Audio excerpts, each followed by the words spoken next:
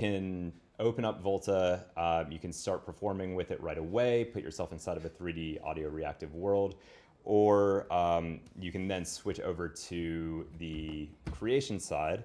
You'll see the list of elements and all of the different parameters that you can control, and you can actually make changes to it yourself. There are quite a few options for customization, and so I'm actually going to take you through a lot of that right now, actually. So what I'll do is I'm actually going to start a new blank world. So what I've done here is I've clicked on this this tab here, which allows you to either add a Volta world to your playpack or start one from scratch. So that's what I'm going to do. I'm going to go to new.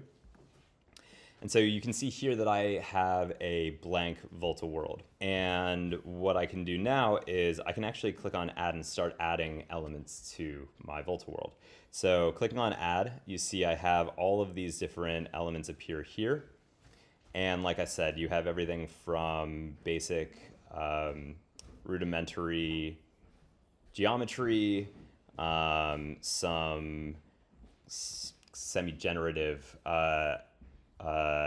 elements, some things that take their 3D-ness from the visual source you put into it, and I'll explain what that means in a second. First thing I'm going to do is I'm just going to grab an element. So I'm going to grab this one here called pulse rings.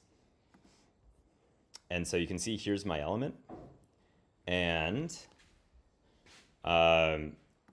you can see that I can drag and rotate around the world. The way you do that is you can take, you can shift click or two finger click and drag around it. If you shift click, it pans left and right or up and down.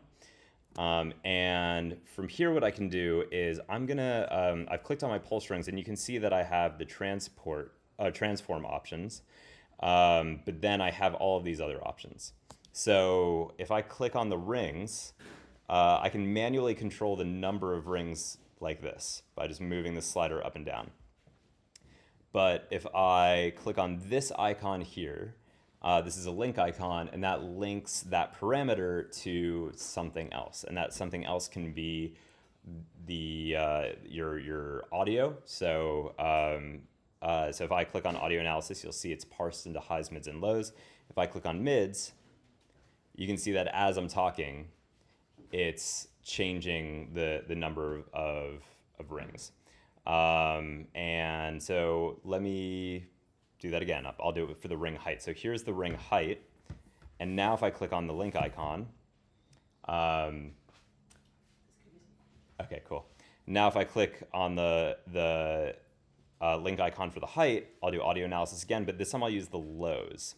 And so now you can see that the lows are kind of being affected, but not that dramatically. So if I want the lows, because my computer is picking up much more of the mids of my voice than the lows, if I want the lows to have a more dramatic effect, then what I can also do is I can click on this little triangle here, and that's going to give me input and output ranges. So for the input range, that's a cutoff, right? So, essentially what it is you need to pass a certain volume threshold before anything happens at all.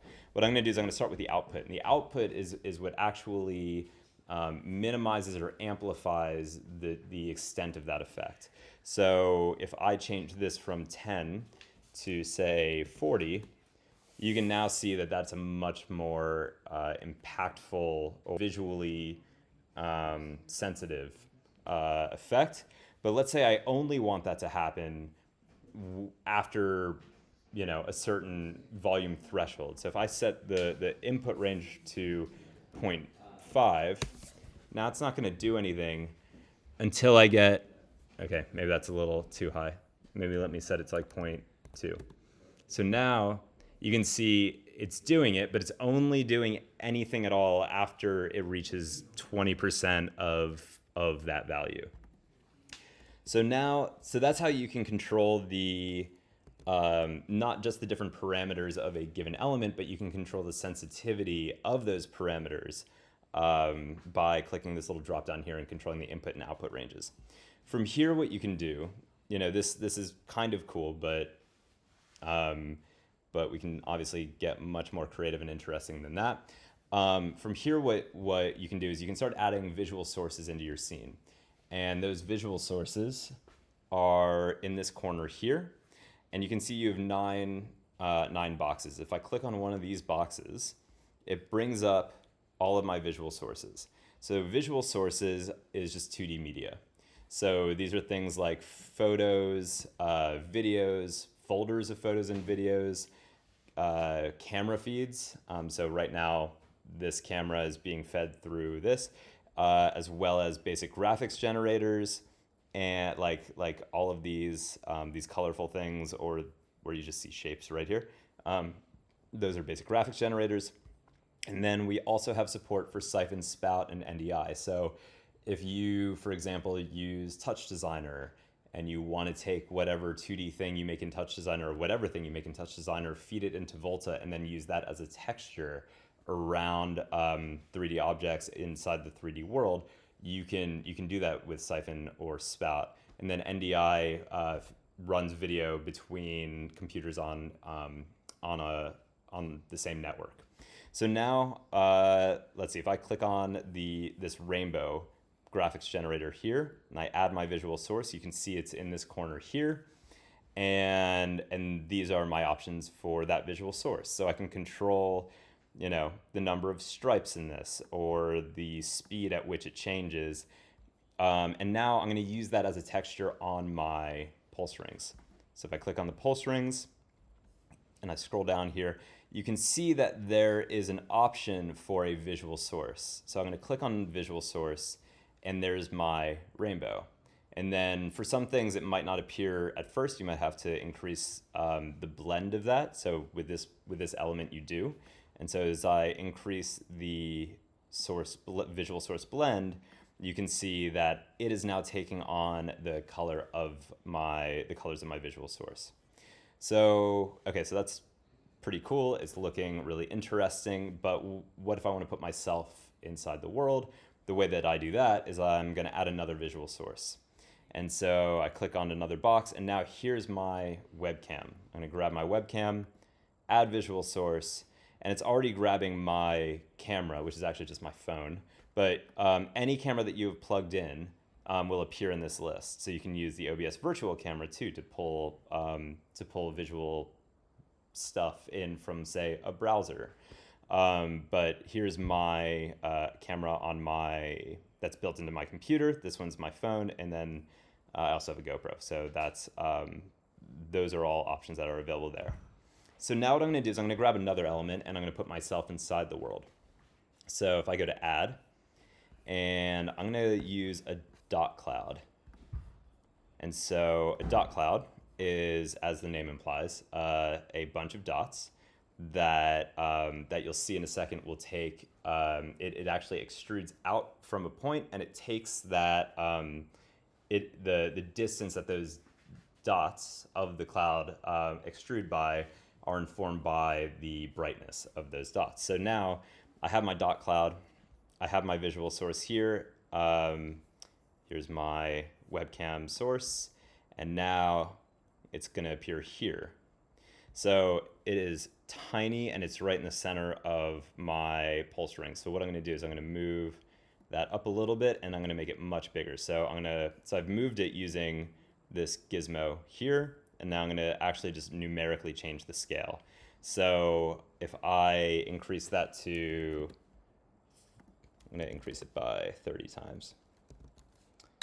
Cool. So now you can see, actually, I'm going to do one thing first. So now you can see this just kind of looks like a billboard in my scene, right? But now if I increase the z-axis by the same amount, now it looks kind of crazy and 3D, right? So what's happening, like I said, is the dots in that dot cloud are extruding based on how bright they are relative to each other. So, all right, this looks kind of cool-ish.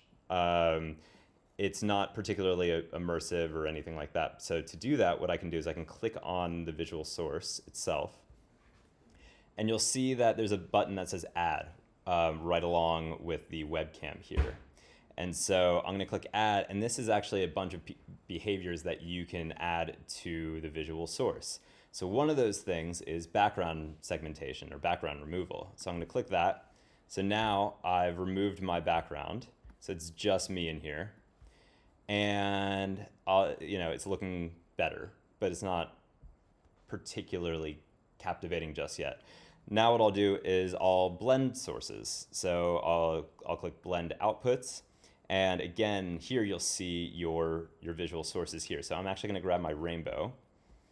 And if you click on normal, these are all blending options, like the normal blending options that you would find in Photoshop or any Adobe product, whatever. And so if I click on multiply and I increase the blend amount, you'll see that I am now taking on the same colors as my other visual source, which my rings are also taking. So I'm going to zoom in a little bit. And so there we go. It kind of lines up a little bit with the perception of the camera. And so now what I'll do is I'm going to go to the dot cloud, and I'm going to control the displacement of all of these dots also from the mids of my voice. So I click on audio analysis, I click on mids, and now you can see it's kind of popping a little bit every time that I talk. If I want that to be a little bit more pronounced, I'll click on the down arrow. I'll increase the output. In this case, instead of 1, I'll do it to 3. And so now you can see how much more dramatic that effect is. You can, okay, so we have the beginnings of something that looks like a pretty compelling world. And let's say we want to make this a little bit more dramatic than just kind of one static camera angle. I can flip over to the cameras tab, and here I can enable my cameras, and you get 6 cameras, 2 of each type of camera.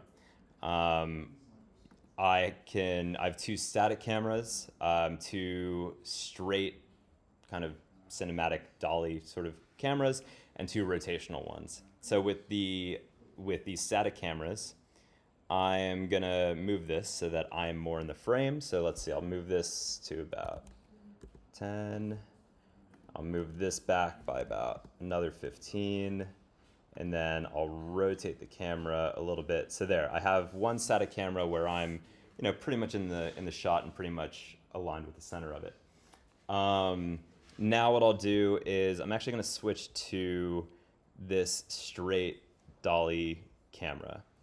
And you can see it's kind of moving a little slow, so I'll speed it up, but you'll be able to see that it's automatically kind of moving in a straight line, and it's actually keeping the focal point on me, or at least on the center point of those rings.